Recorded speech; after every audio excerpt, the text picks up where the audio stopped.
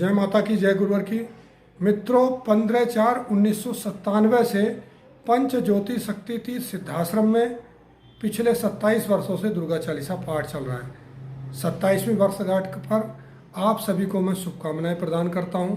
सौभाग्यशाली हैं जो लोग पंच ज्योति शक्ति तीर्थ सिद्धाश्रम में गए, जो अनंत काल के लिए दुर्गा चालीसा पाठ चल रहा है, उस चालीसा पाठ में जिन्होंने भाग लिया। अगर आप अभी संगठन से नहीं जुड़े तो एक बार जुड़ करके देखें, आपके जीवन में परिवर्तन आएगा। हमारे जीवन में जब से हम गुरुदेव जी जुड़े, नाना प्रकार की समस्याएं आई, बहुत सारे झंझावात आए, लेकिन परम पूज्य गुरुदेव जी की कृपा से कैसे समय निकलता चला गया, आज तक महसूस नहीं हुआ। झंझावात आते हैं, चले जाते हैं, यात्रा अनवरत चल रही है। जीवन में आनंद है। भक्ति ज्ञान आत्मशक्ति का आशीर्वाद परम पूज्य गुरुदेव जी से हमने प्राप्त किया है। जीवन में यही लक्ष्य है, यही कामना है। गुरुदेव जी कुछ मिले ना मिले, मान अपमान से परे जीवन जीते हुए आपके गुरु चरणों की रज को हमको प्राप्त हो और ये जीवन आपके चरणों में समर्पित हो।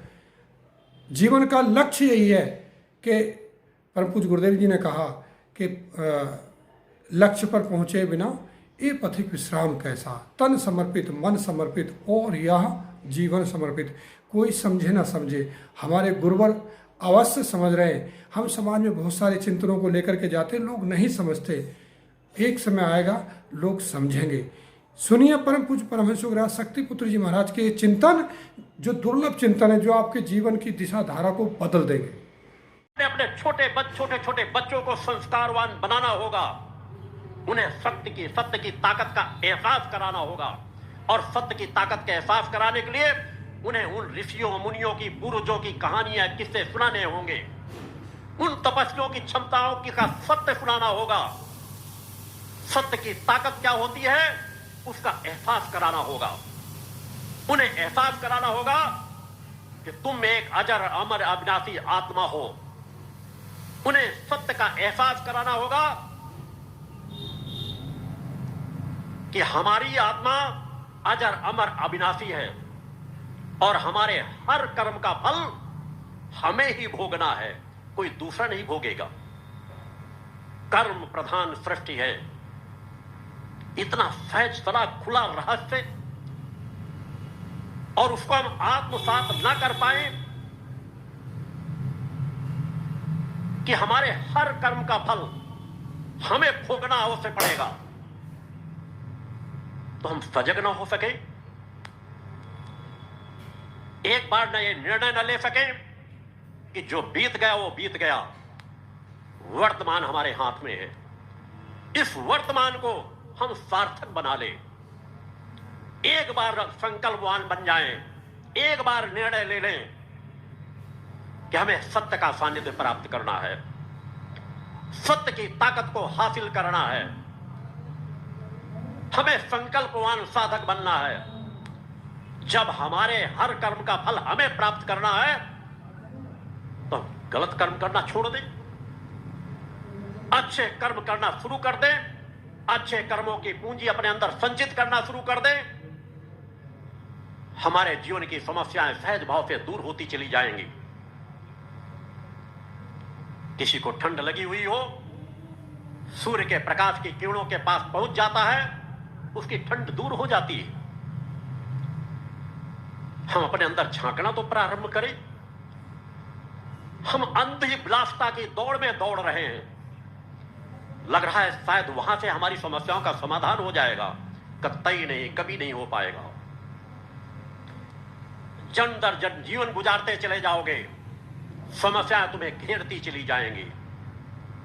सत्य तुम्हारे निकट है, सत्य तुम्हारे बहुत पास है। तुम सत्य का ही जीवन जी रहे हो। एक बार अपनी आंखें अंदर की ओर मोड़ लो, सजग हो जाओ, केवल बाहर के संवारने में मत लगो। इस काया के अंदर बैठी हुई चेतना, तुम्हारे अंदर बैठा हुआ सूक्ष्म शरीर, तुम्हारे अंदर बैठी हुई आत्म चेतना सब कुछ प्रदान करने में सामर्थ्यवान है।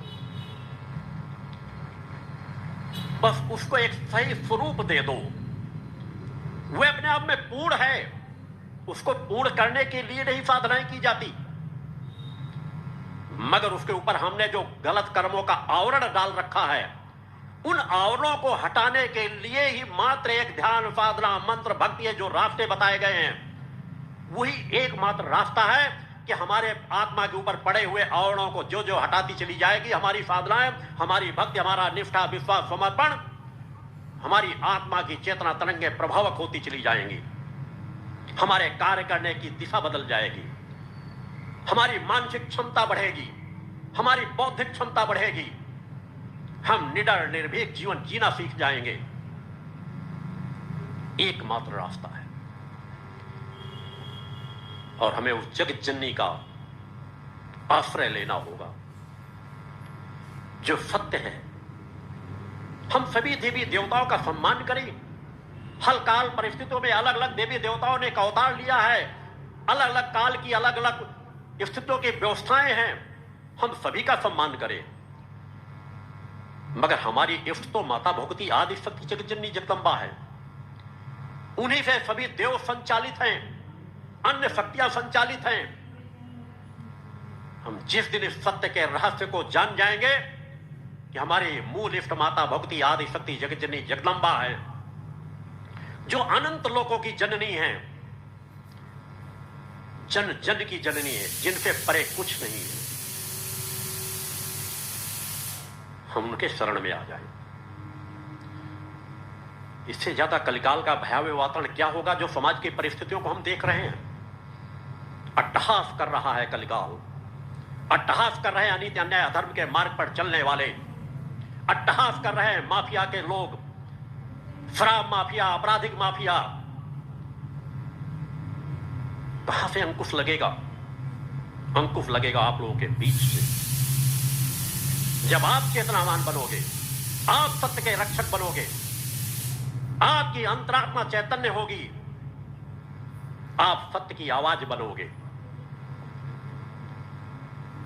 जब तुम भयग्रस्त नहीं रहोगे, जब तुम्हारे अंदर निर्भयता आ जाएगी कि दुनिया की कोई ताकत मेरा बाल बांका नहीं कर सकती, अगर उस जगत जननी का आशीर्वाद है, गुरु चेतना का आशीर्वाद है।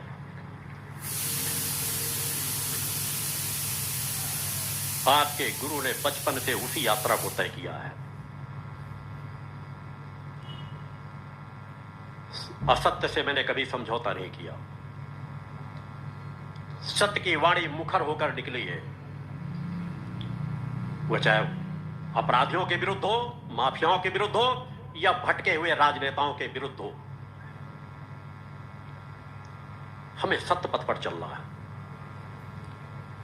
हम एक ऐसी आत्मा को लेकर जीवन जी रहे हैं जिसे मारने की क्षमता किसी में नहीं है, जिसे कष्ट पहुंचाने की क्षमता किसी में नहीं है। एक क्षण को भी, एक पल को भी कोई उसे कष्ट नहीं पहुंचा सकता।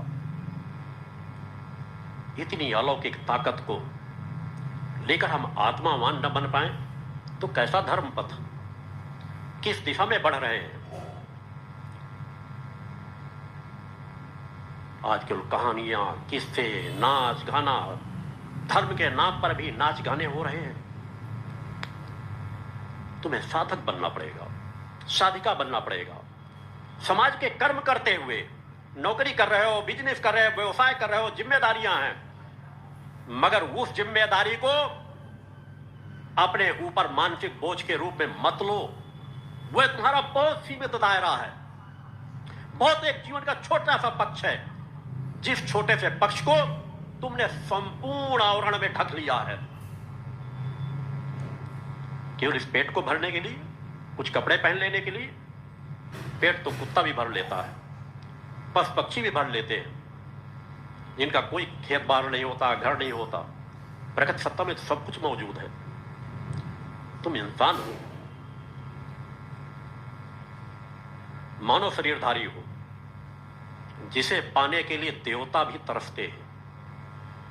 जिस जीवन को पाने के लिए देवता तरसते हो, उस जीवन में लेकर के असमर्थता का जीवन हो, हम उस जीवन को संवार ना पाए, उस जीवन को चेतनावान ना बना पाए, हम उसी अंधी दौड़ पर दौड़ते चले जाएं।